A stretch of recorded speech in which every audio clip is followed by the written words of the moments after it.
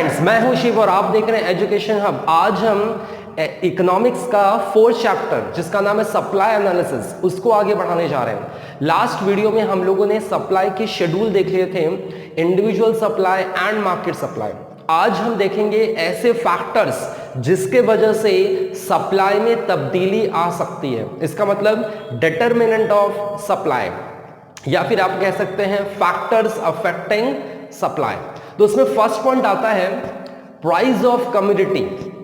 आपने अब तक देखा था सप्लाई की डेफिनेशन में भी इवन कि सप्लाई ऑफ कोर्स किस पे डिपेंड है, प्राइस के ऊपर। उसका डायरेक्ट रिलेशनशिप है प्राइस के साथ। जितना ज्यादा प्राइसेस बढ़ेगी उतना ज्यादा सप्लायर सप्लाई बढ़ाएगा, प्रोड्यूसर सप्लाई को इंक्रीज करेगा। तो फर्स्ट पॉइंट यही है ऑफ कोर्स कि प्राइस के वजह से सप्लाई चेंज हो सकती है। ठीक है, तो price is an important factor influencing the supply of a commodity. More quantity are supply at a higher prices and less quantity are supply at a lower prices। मतलब ज्यादा प्राइसेस तो ज्यादा सप्लाई, कम प्राइसेस तो कम supply. ठीक है, इसलिए यहां पे पॉइंट आता है कि there is a direct relationship between price and supply. मतलब यहां पे डायरेक्ट रिलेशनशिप है प्राइस और सप्लाई का।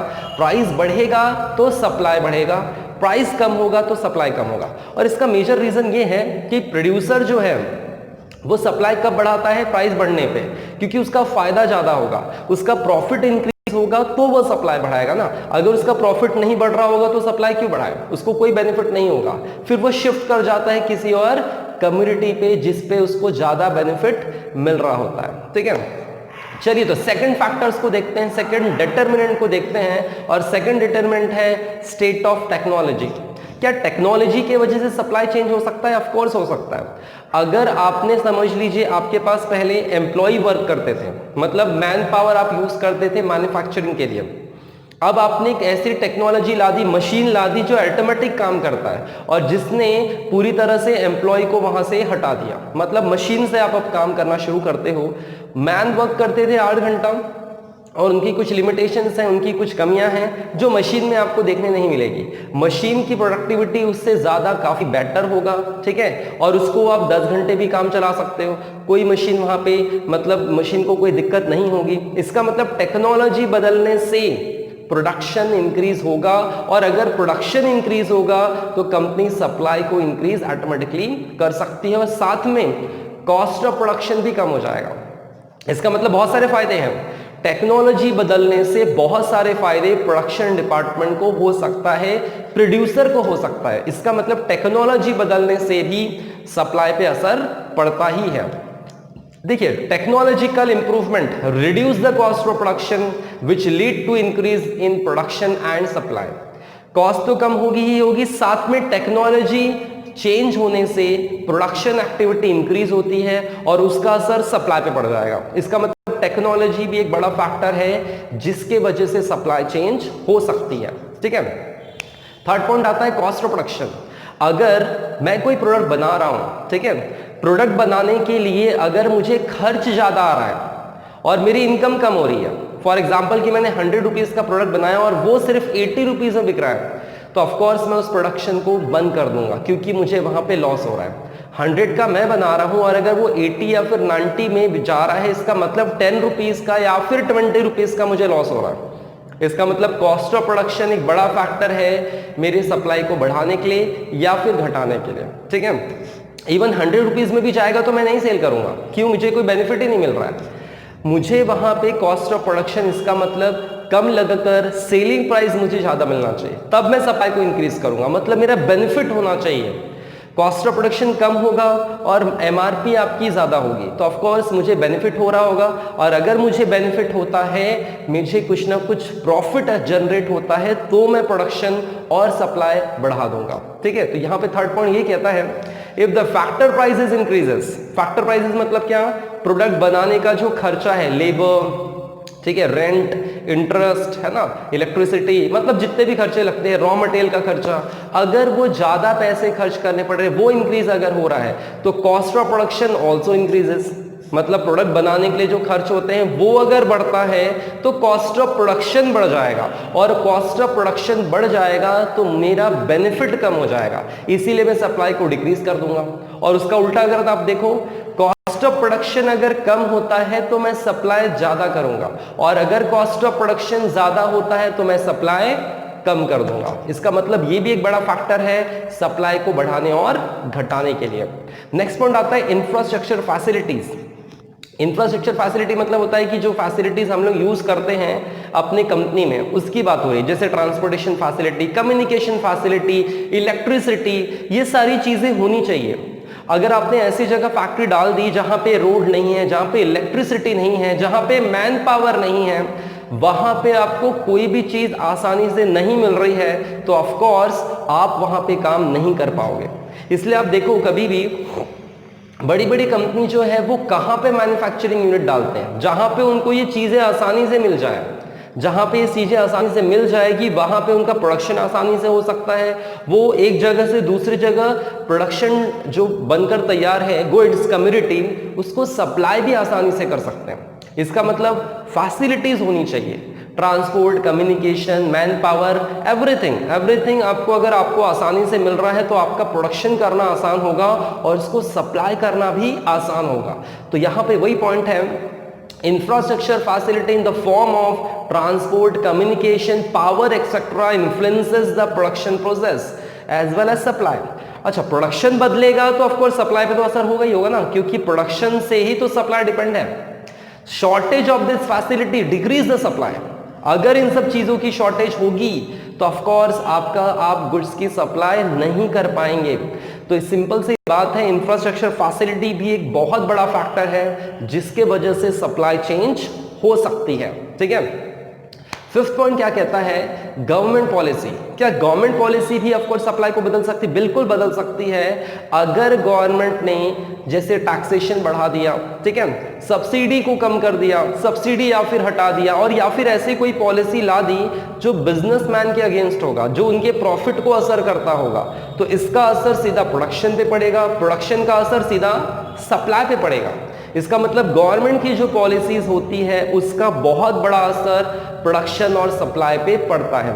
और अगर गवर्नमेंट ने टैक्सेशन कम कर दी है, सब्सिडी बढ़ा दी, फैसिलिटी बढ़ा दी, लाइसेंसिंग राज जो था उसको थोड़ा सा लिबरल कर दिया, तो ऑफ कोर्स क्या होगा, इसका असर कंपनी पे पड़ेगा और कंपनी अच्छा प्रोडक्शन करेगी, नई कंपनी मार्केट में आएगी और जिससे सप्लाई मार्केट में इंक्रीज होगा। बहुत बड़ा असर होता है गवर्नमेंट पॉलिसी का। ठीक है, तो इसीलिए फेवरेबल गवर्नमेंट पॉलिसी में एनकरेज सप्लाई। फेवरेबल मतलब अगर जो पॉजिटिव पॉलिसी पब्लिक के लिए या फिर प्रोडक्शन डिपार्टमेंट के बोल सकते हो, अगर उनके लिए आता है, चीजें आसान कर दी जाती है, तो ऑफ कोर्स सप्लाई बढ़ेगा। और अनफेवरेबल गवर्नमेंट पॉलिसी में डिस्करेज द सप्लाई। अनफेवरेबल मैंने बात कर रहा था ना, टैक्सेशन बढ़ा दिया, सब्सिडी को कम कर दिया, है ना, लाइसेंसिंग को थोड़ा सा स्ट्रिक्ट कर दिया, डॉक्यूमेंटेशन स्ट्रिक्ट कर दिया, तो ऐसी पॉलिसी जो है वो सप्लाई को डिक्रीज कर देती है। और वहां पे एग्जांपल आपको इन सब चीजों का दिया है। मतलब गवर्नमेंट की फेवरेबल पॉलिसी एनकरेज करेगी, अनफेवरेबल पॉलिसी डिस्करेज करेगी सप्लाई को, और इसका असर प्रोडक्शन पे, सप्लाई पे तो पड़ेगा ही पड़ेगा। ठीक है, इसलिए गवर्नमेंट पॉलिसी प्रॉपरली बननी चाहिए, फेवरेबल होनी चाहिए, तब प्रोडक्शन डिपार्टमेंट को फायदा होगा और सप्लाई वो इंक्रीज कर सकते हैं। चलिए नेक्स्ट पॉइंट की ओर बढ़ते हैं। सिक्स पॉइंट क्या कहता है, नेचुरल कैलामिटीज। तो नेचुरल कैलामिटीज जो है वो बहुत बड़ा असर डालती है सप्लाई पे। अगर आप अभी के न्यूज चैनल पे देखोगे तो बहुत जगह पे बाढ़ आ रही है। बहुत जगह पे बाढ़ आने की वजह से क्या हो रहा है, वहां का काम रुक गया, वहां इलेक्ट्रिसिटी रोक दी गई है, वहां पे हर जगह पूरा पानी पानी हो चुका है, फैक्ट्री के अंदर पानी, घर के अंदर पानी, हर जगह पानी पानी भरा जा रहा है। तो वहां पे ये जो आपदा आई है, इससे हर एक, मतलब बोल सकते हो, इससे कंपनी हो, आम जनता हो, सबको नुकसान होता है। तो ये नुकसान बहुत बड़ा नुकसान हो सकता है प्रोडक्शन डिपार्टमेंट को और सप्लाई को भी ऑफ कोर्स, क्योंकि काम ही नहीं होगा पूरी तरह। अगर पानी आ जाएगा तो काम ही नहीं होगा, और काम नहीं होगा तो प्रोडक्शन नहीं होगा, प्रोडक्शन नहीं होगा तो सप्लाई नहीं होगा। ऐसे बहुत सारे आपदाएं आती हैं। अभी तो रिसेंटली आप न्यूज चैनल में देखोगे तो आपको यही चीजें नजर आ रही होगी, बाढ़ और बाढ़, ये सब चीजें चल रही है। ठीक है, तो ये जो नेचुरल कैलामिटीज हैं इसका असर भी ऑफ कोर्स बहुत बड़ा पड़ता है सप्लाई पे। The supply of agriculture product depend upon the natural conditions. For example, good monsoon and favourable climatic condition will produce a good harvest. देखिए यहाँ पे सबसे पहले फार्मर के बारे में दिया है। अगर क्लाइमेटिक कंडीशन फेवरेबल रही तो उनकी खेती अच्छी होगी, तो प्रोडक्शन बढ़ेगा, और प्रोडक्शन बढ़ेगा तो ऑफ कोर्स सप्लाई बढ़ेगा। लेकिन अगर क्लाइमेटिक कंडीशन अनफेवरेबल हुई तो क्या असर होगा? एग्रीकल्चर प्रोडक्शन घटेगा, बाकी काम भी रुकेंगे और उसका असर सप्लाई पे भी पड़ेगा। इसका मतलब नेचुरल कैलेमिटीज भी जो है उसका असर सप्लाई पे बहुत बड़ा पड़ता है। ठीक है, नेक्स्ट पॉइंट आता है future expectation about the prices. तो क्या नियर फ्यूचर में अगर प्राइसेस बढ़ने वाली है तो ऑफ कोर्स अभी सप्लाई पे उसका असर पड़ेगा, उसका असर प्रोडक्शन पे पड़ेगा। ठीक है, मतलब अगर फ्यूचर में प्राइसेस बढ़ने वाली है तो सप्लाई वो अभी कम कर देंगे, क्योंकि प्राइस बढ़ने से उनको फायदा होता है। तो फ्यूचर में प्राइस बढ़ेगी तो हम फ्यूचर में प्रोडक्शन कर कर सप्लाई करेंगे, और अगर प्राइसेस कम होने वाली है तो ऑफ कोर्स उसका उल्टा होगा। इसका मतलब फ्यूचर एक्सपेक्टेशन प्राइसेस भी सप्लाई को चेंज कर सकती है। ठीक है, ये था आपका 7 पॉइंट। और 8 पॉइंट क्या कहता है? बहुत सारे अदर फैक्टर्स भी हैं जिसके वजह से सप्लाई में चेंजेस आते हैं, और उसमें अदर फैक्टर्स में क्या दिया? Nature of the market. Market का नेचर कैसा है? कभी कभी मार्केट होता है कि बहुत ज्यादा कंपटीशन चल रही है, कभी कभी होता है कंपटीशन कम है। ठीक है, relative price of other goods, मतलब अदर गुड्स की जो प्राइसेस हैं उसका असर दूसरे कम्युनिटी के सप्लाई पे पड़ जाता है। एक्सपोर्ट इंपोर्ट का असर पड़ता है। ऑफ कोर्स एक्सपोर्ट अगर आपने ज्यादा किया तो भी यहाँ प्राइसेस बढ़ जाएगी, इंपोर्ट ज्यादा किया तो भी ऑफ कोर्स सप्लाई पे असर पड़ता है। ठीक है, इंडस्ट्रियल रिलेशनशिप और availability of factors of production. अभी जैसे फैक्टर ऑफ प्रोडक्शन, जैसे लेबर अवेलेबल नहीं है, अभी बहुत सारी जगह पे लेबर छोड़कर जा चुके हैं, काम नहीं हो पा रहा है, तो अब जो लेबर आएंगे वो ज्यादा कीमत मांगेंगे और ज्यादा कीमत देना पड़ेगा कंपनियों को। क्यों? क्योंकि इनके पास लेबर अवेलेबल नहीं है। इसका मतलब फैक्टर ऑफ प्रोडक्शन भी ऑफ कोर्स सप्लाई और प्रोडक्शन पे असर करता ही है। ये सारे फैक्टर्स थे।